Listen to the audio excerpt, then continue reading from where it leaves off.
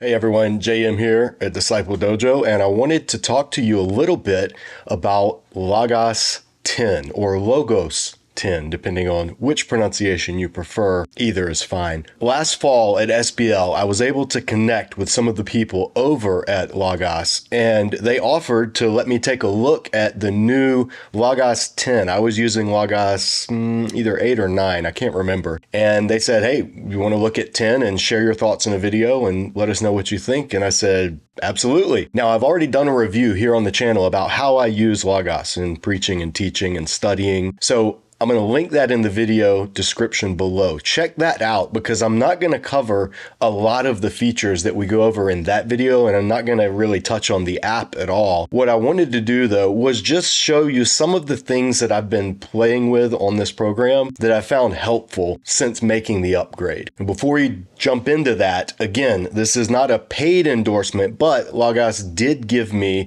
a copy of Logos 10. They upgraded me so that I could look at the features. So thank you, Logos, for doing that. Also, we are continuing to grow the ministry here at Disciple Dojo, and we need your help. We're going to be vocal this year about pushing to reach the next goal, the next milestone that we've set as a channel, and that is 20,000 subscribers by the end of this calendar year. We have a long way to go, but you can help us get there by subscribing to this channel if you haven't already. Just click the little subscribe button. Super easy. And if you really want to help us out, leave a comment, like our videos, interact with the channel, share stuff on Disciple Dojo that you find helpful. All those things let YouTube know you like this channel, and that bumps us up in YouTube's algorithm, and it lets other people discover Disciple Dojo. So we would greatly appreciate if you do that. And if you appreciate the ministry of Disciple Dojo, whether it's this channel, whether it's our Refugee Jitsu outreach to local refugee and immigrant kids here in Charlotte, or whether it's our grown-ups table community for single adults over on Facebook, whatever aspect of this ministry you resonate with, we just want you to know we are 100% donor funded. The only way we do any of this is through people who believe in what we do enough to give monthly at any amount, whatever they can afford. So if you'd like to do that, click the link in the video description below and become a monthly Disciple Dojo donor. It makes an incredible difference. And last bit of housekeeping, if you like some of the shirts you see me wearing on my videos from time to time, such as this Micah 6:8 shirt, or you're looking for other Bible nerd gift ideas, like for instance, our Old Testament timeline coffee mug. We've got all kinds of stuff like that over in our online store. So hop over there, check it out, pick up some gifts for you or your favorite Bible nerd. Those are all ways that you can help this ministry. All right, let's look at Logos 10.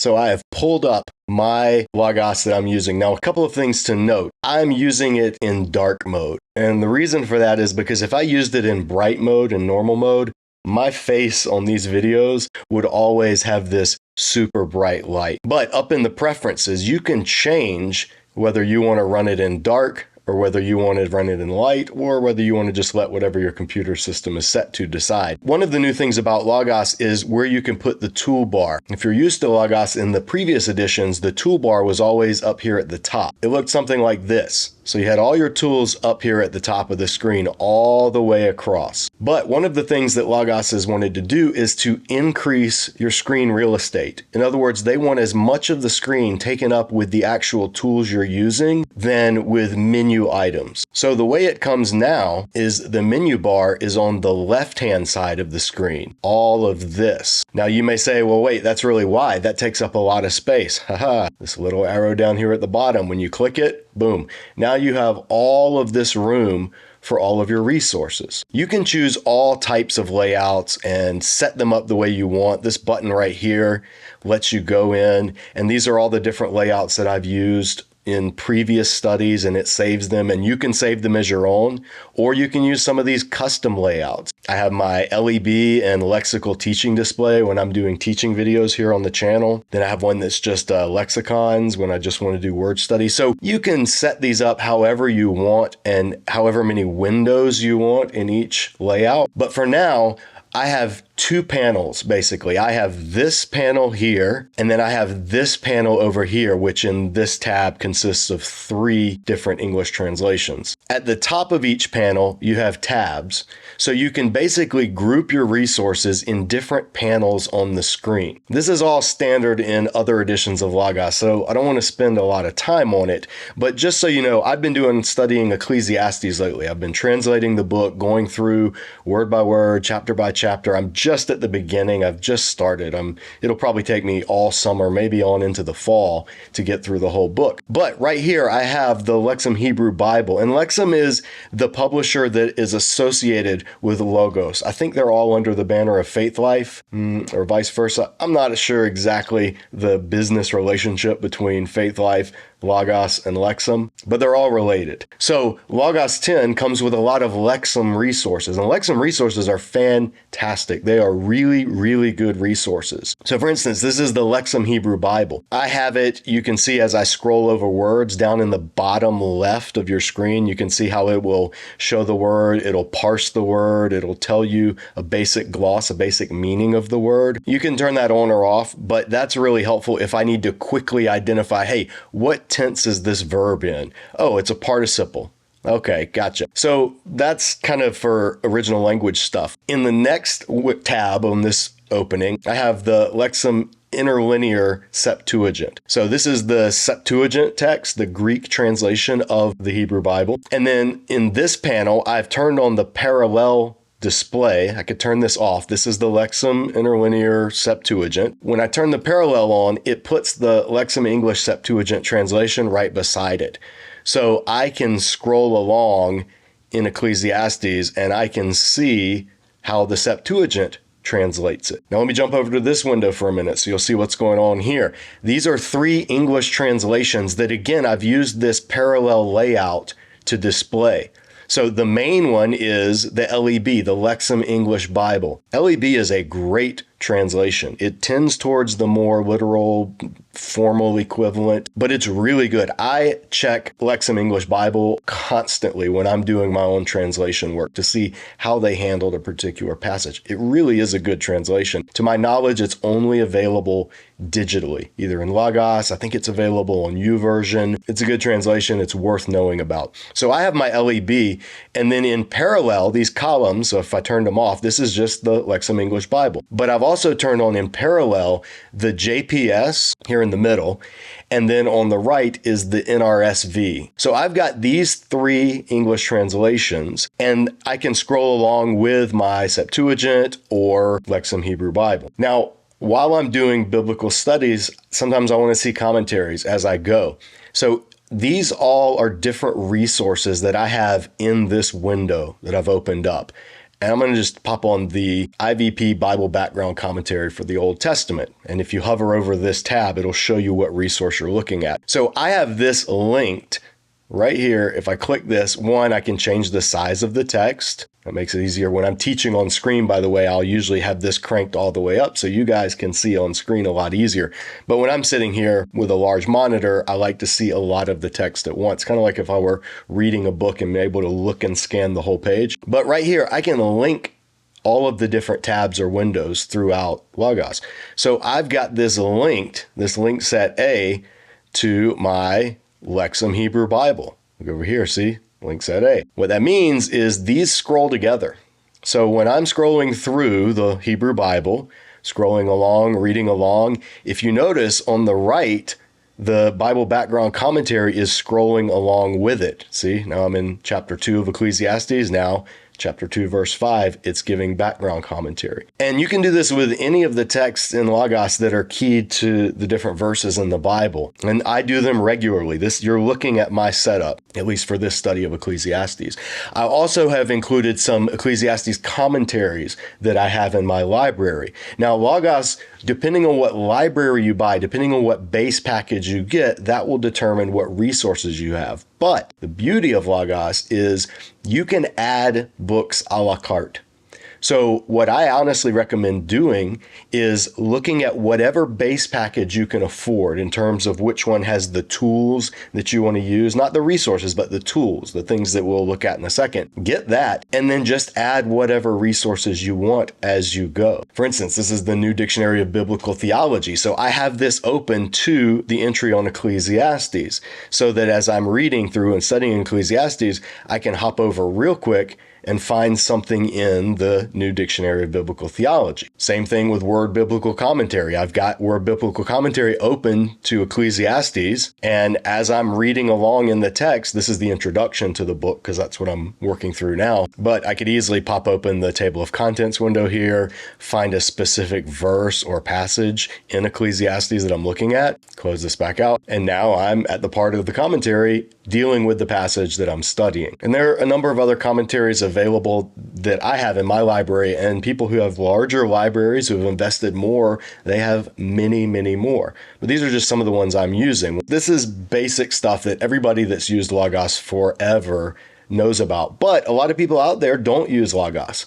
And so I'm wanting to at least give you a little bit of an idea what all you can do with it for in-depth biblical study. I also have access to some journal articles. Richard Middleton sent me this link to this article by Craig Bartholomew that surveyed kind of the history of interpretation of the book, how it's been received. And I was able to read it in this journal and go through and make notes and highlight, pull them out, put them in a Word document that I'm doing as I make my translation. But they were right here in Logos, and I can keep them open here on the screen. These are some other journal articles. This one is talking about the links between Ecclesiastes and Genesis 1 through 3. And this one actually sent to my dad, who's a pastor.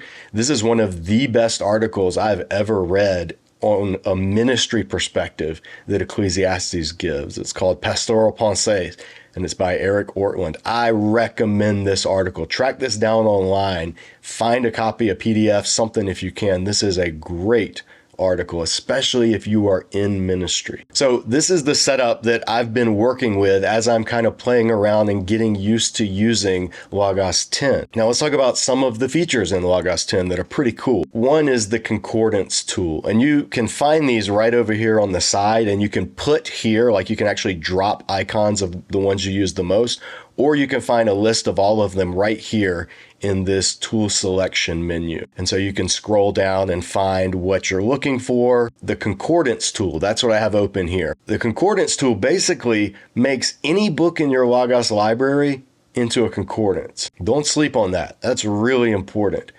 So let's start with a Bible translation, because that's what most people think of when they think of concordance. I have right now the New Revised Standard Version, but I could change this to any book in my library and it would create a concordance. You can do it by word count. You can also pull up this side context menu here and you can choose what you want to see. You can say, hey, I just want to see all of the English words, which is typically what you look for in a concordance. There's one instance of a Latin word. So if you click on that, it's this word dominus, and it's found, it looks like, it's found at the beginning. This is the preface at the beginning of the NRSV. So that's not actually in the Bible itself. So you can remove that tag and it'll take it back to everything. And if you just click on the English, then it will show you everything that's in the Bible, as well as everything that's in the notes and the introduction, like literally the entire book. That's what this has concorded. You can narrow it down though. You can say, just show me in the biblical text. What words are in the biblical text. So if you click on that, now these are the words that are in the biblical text only, not the translator notes, not the introduction. You can even get more specific. You can search, okay, just show me the words of Jesus. So you click on this. Now here are all the words that Jesus said in the New Revised Standard Translation according to their frequency. You can switch it up and just say, I actually want to just see them alphabetically. So if you click on this heading count, that's what this does. These are all the words that Jesus used in the NRSV alphabetically. And then you can clear these out if you want to get back to the overall concordance. So if you've ever used a concordance, this makes it super fast and customizable. You can actually have many concordances within one of the volumes that you're looking at. You can also do it with any resource you have in your Logos library. And that's what I think is really cool. Let me show you an example. So if you enter a resource here, Logos will take a few minutes to kind of build an index. It's not lightning fast because it doesn't have all of these concordances pre-made.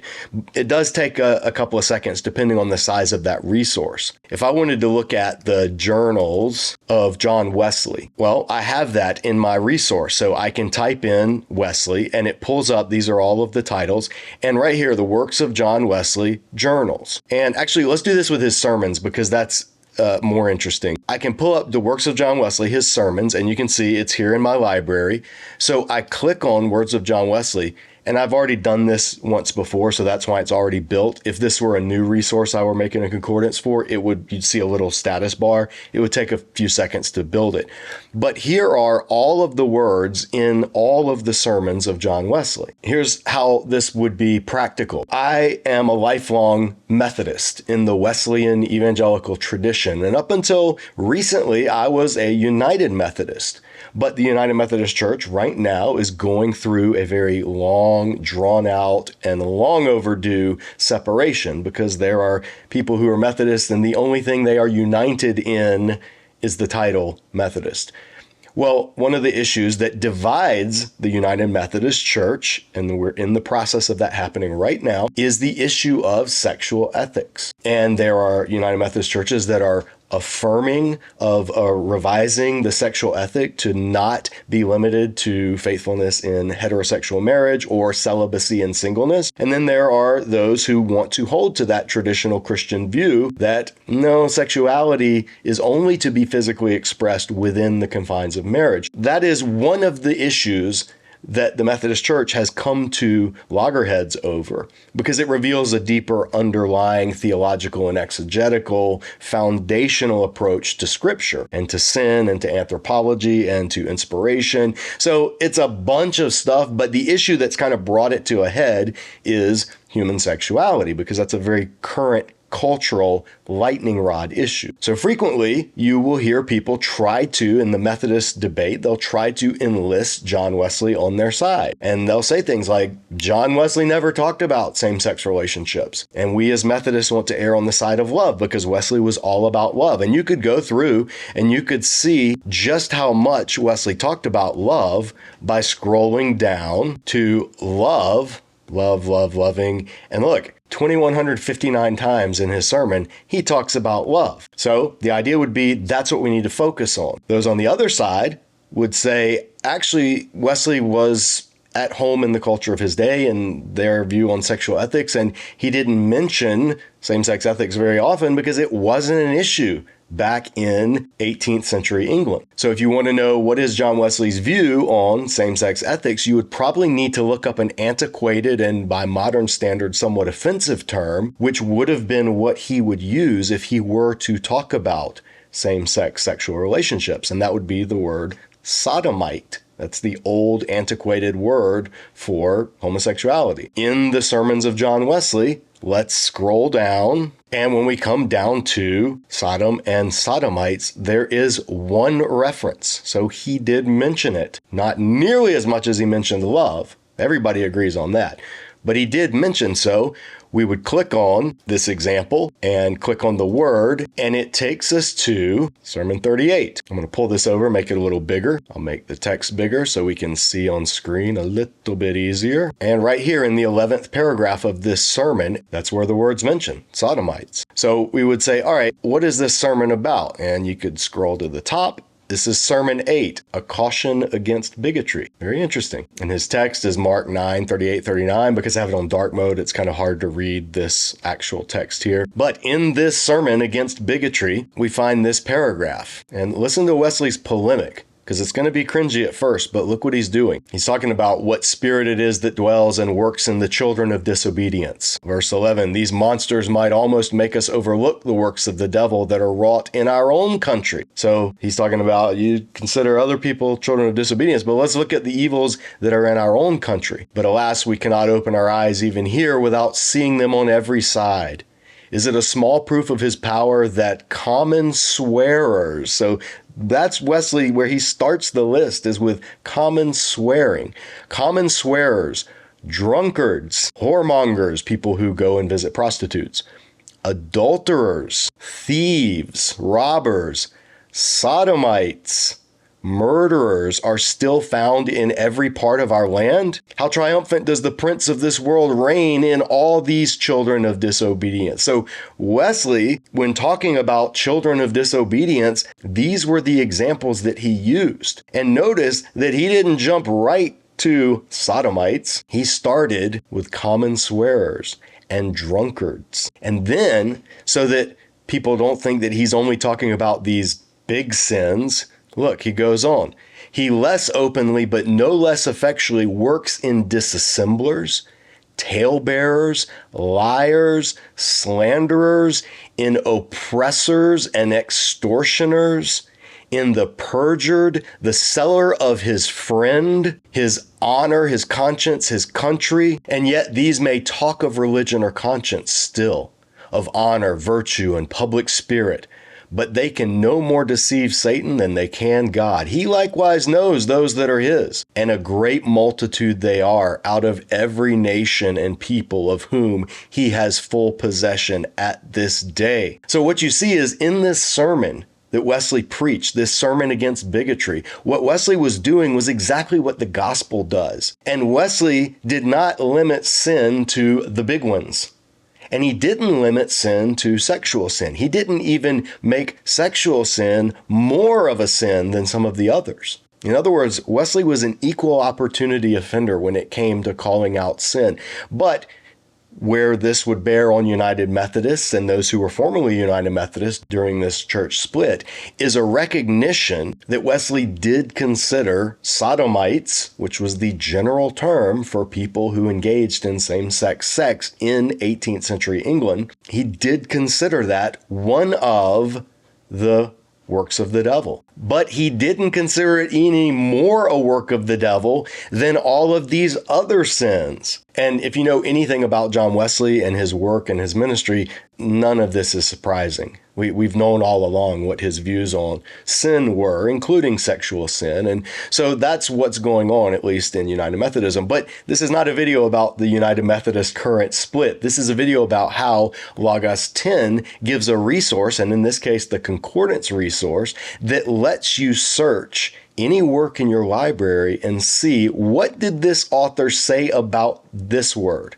this word, this word. That's a really powerful study tool. And so I want to make sure that if you're thinking about using Logos 10, that you know about this tool because it is very handy. I'll mention a couple of more tools. I don't want this video to be overly long, and this is not an in-depth review because I am not a Logos Power user. There are features to this software that I have not even touched yet and probably won't ever touch, honestly, because there's so much in Logos. It really is.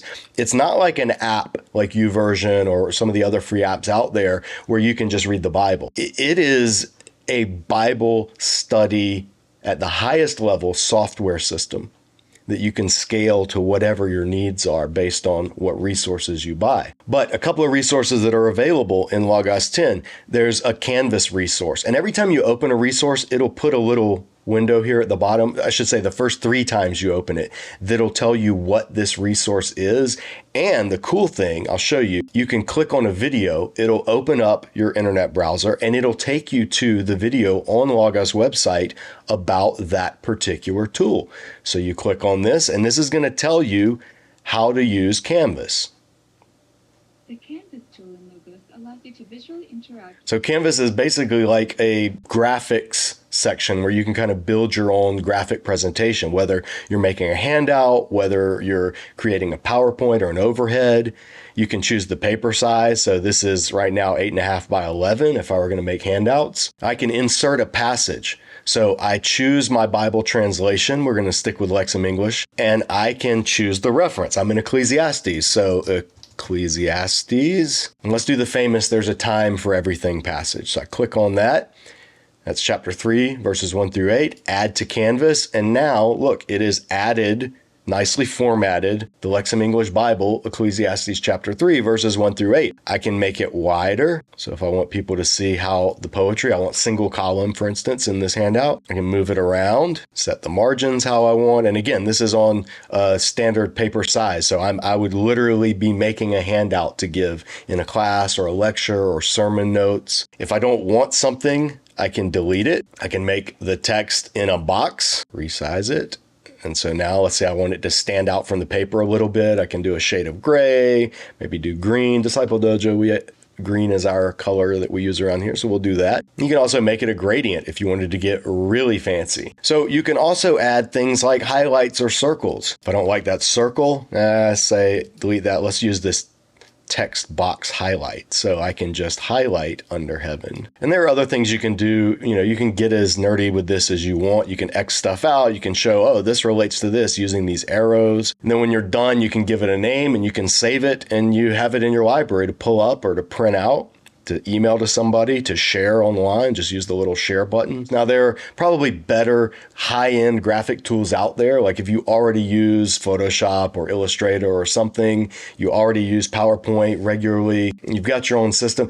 This isn't going to replace any of that. What it is, it's a handy little tool to quickly let you make handouts in Logos without having to go and open a whole other program, copy and paste, drop it into there. So you're getting convenience, even if you may sacrifice a little bit of functionality that high-end graphics programs have. The other tool that I wanted to mention is the translation tool. So if I click on this little box, it pulls up Translate, and I can translate something from one language to a number of other languages. Now I have the Hebrew text open here. So if I highlight a passage in this Hebrew text, then right here you see it has translated it into English because that's what I had set. But let's say I want to present this passage to an audience where people are Arabic speaking. Then I click on this drop down, click Arabic. Now here is the passage translated into Arabic. I can show more, a whole range like within the context.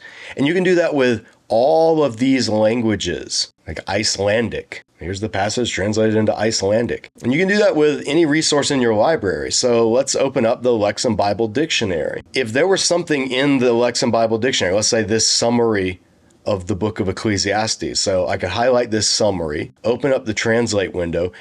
There's that summary translated, in this case, into Icelandic. I could translate it into Zulu if I'm in an African context, and translate it into Armenian. So this is really powerful stuff. Being able to translate a passage on the spot into all of these other languages. So let's say I'm using Adam Clarke's commentary. Adam Clarke was a younger contemporary of Wesley, lived in 1700s and into the 1800s. And so I go to his notes on Ecclesiastes, and frequently what you'll find in Adam Clarke is he will quote something in Latin from an old source. So I'm reading along in Adam Clarke's commentary on Ecclesiastes, and I come to chapter 1, verse 14, and he's talking about the famous "Behold, all is vanity" passage. And then he just drops this Latin quote. Now, I don't read Latin. I can muddle through Greek. My Hebrew's decent. I got no Latin. I mean, I studied Latin, I think, in 9th grade for a year at most. So I can't work through any of this. So what I can do is I can highlight this passage, go to the translation tool, and translate this into English. And now here is that quote. "O cares of men, oh, how much there is in empty things. How anxious are our cares, and yet how vain the bent of our desires." I could see this quote that he's pulling from a Latin work and how it relates to what he just talked about in the text without knowing any Latin. And let's talk about one more feature that I think is pretty cool, and that's this Bible Books Explorer. Basically, these are the books of the Bible in order. So this is Genesis, this is Exodus, Leviticus, you get the idea.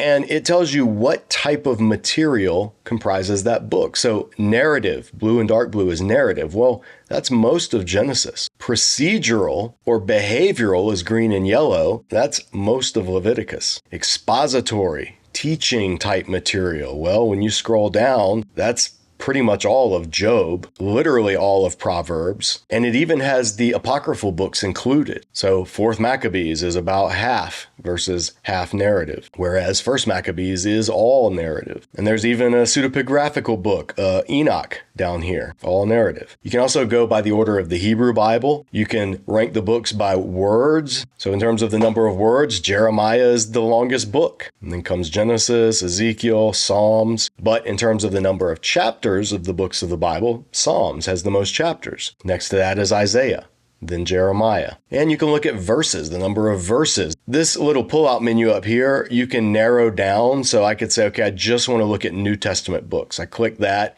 and now these are just the books of the New Testament. And you can look at the type of writings, like the books that are church epistles or the books that are history. Or let's just look at the minor prophets. So here are the minor prophets broken down. So it's kind of neat. You can play around and not just for your own study, but if you needed to present something and put these in a chart, this will make it pretty easy to do. So if you were to click on one of these, if let's say Song of Solomon, I click on it, it's going to open up a little overview of the Song of Solomon. It's going to give some of the details. It'll give you a key verse. It'll give you key people that are in the book, dates of composition, and then it gives you some stats in the Lexham Hebrew Bible. So number of chapters, verses, words, the different lemmas, the different roots, that gets into the language stuff. So it's just a helpful way at a glance. It's kind of like an infographic on the Bible. So let's talk about the last feature that I want to cover in Logos 10, and that is the Add to Library feature. Now, if you open up your library, it's this tool right here. I'm going to remove these filters. So these are all the works that I have in my Logos library, 1,909. And these aren't all books. I mean, some of them are little snippets. Some of them are journals where each one is a separate title. So it looks like I have a much bigger library than I actually do. But you can search for the different things in your library, however you have them grouped. And we talked about that in my first Logos review video, so go check that out. But this is what's new in Logos 10. And this is what I spent time at SBL talking with the Logos rep about, because I thought it was pretty amazing. If you click Add to Library, if Logos has that book available, and there are thousands and thousands, tens of thousands of books available in Logos, but if Logos has that book available at all, you can add that book to your library. Now, you don't get the book.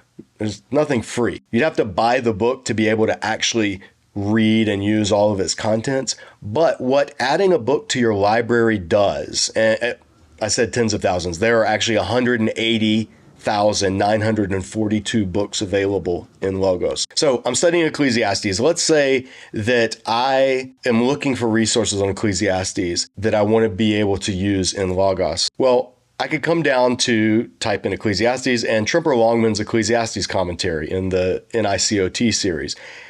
I don't own that book in Logos, but I do own the book in another digital program or either on the shelf behind me in print. Then I can click Add to Print Library. What that does is it includes in all search results Tremper Longman's commentary. So if I'm doing a search for something in Ecclesiastes, it will include, Logos will search, and it'll give it to me in any verse list or any search result list that I pull up. Now, you say, well, wait a minute though, you don't have it in Logos. Yeah, it'll let me read like maybe a sentence or two, and then it'll give me the option of buying the book in Logos. But if I already own the book in another program or in a physical copy, I don't need to buy it in Logos unless I just wanted the convenience. What I could do is go, okay, there's the reference. Like Logos is showing me, hey, this is where he deals with this passage. Then I pull my copy off the shelf and I turn to that page. And it saves me the time of having to open the physical book and search in the index and try to find a passage where he's dealing with what I'm looking for. It just lets Logos search my print library. Now, obviously, this works because Logos has keyed into its software these 100,000 so books. So not every book that's ever been printed, of which there are endless numbers, according to the author of Ecclesiastes, but any of the books that Logos has coded into their software is available. And Logos has coded a lot of books into their software. And you do all that by using this Add to Library feature in the Library tab in Logos. You can also do it on the app. If you have the Logos app on your phone or any device with a camera, you can click Add to Library and you can scan the barcode of any actual physical book and see whether Logos has it available in their library or not. And if they do, you can add it to your Logos library. So that is a super helpful tip if you already have a large library. What Logos has done, which is really nice of them, is they've said, hey, if you want to be able to search all those books that you have in your other library, we're going to show you how you can do that as well. And that is a big incentive for people who already have invested significantly in either another digital library format, or if you have a lot of physical books that you typically use in your study, in your sermon preparation, in your teaching preparation, and you're thinking, well, what do I need Logos for? I already have all these books in print. Well, what Logos has done is they've said, yeah, you can incorporate all those books you already own. And so you can search those books. We don't want you to stop using those books. We're not going to say you got to buy all of your library again in Logos. No, nobody's got that kind of money, especially people in ministry. What they're doing, though, is saying you can start using Logos and you don't have to choose either use Logos or use some other program or use your physical library. Logos is trying to make it where you can do it all together. So it's a really cool idea. As soon as they showed me that at SBL, I immediately went back to my hotel and I hopped on my laptop and I started adding all the books I knew I already owned into my Logos library so that now they're searchable. Well done, Logos. So that's just to give you an idea of some of the features that I have personally found helpful so far in Logos 10 or Logos 10. You notice I've been switching between Logos and Logos throughout this video. Both are correct. So I do recommend Logos. Don't ask me which is better because I'll just say, well, it depends on what you're going to use it for, Logos or Accordance, or a free software program like YouVersion or eSword, or I think the Step Bible. There's a few others that are great, the Bart Bible. We've looked at some of those here in the dojo. There are options, but if you're actually going to invest in biblical software, I want you to see what you're able to do in Logos 10. And if you go to the website, if you go to logos.com, you're going to see they have all of the packages that are available, different things we didn't even touch on in this video, like the chronology, the timeline. There's a very powerful timeline tool in Logos. If you're a preacher, they have a sermon manager for iPad where you can chart out and manage your sermons over the course of a year. And they have other features that I really haven't even touched on yet in my own work. So I'm interested in seeing some of these as well. They talk about how using the app, you can scan the barcode of a resource to find out if you're able to incorporate it into your library or not. And then they tell you what packages,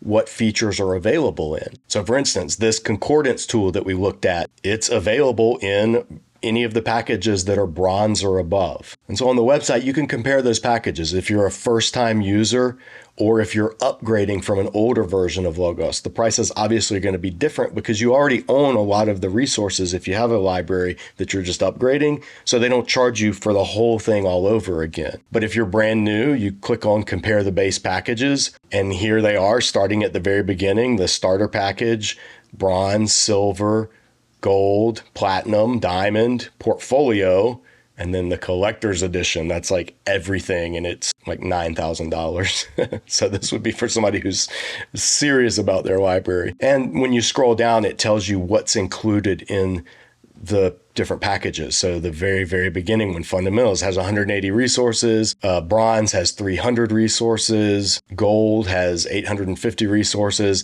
and it gives you examples of some of the resources in there. You can see the details if you click on, let's say, original language.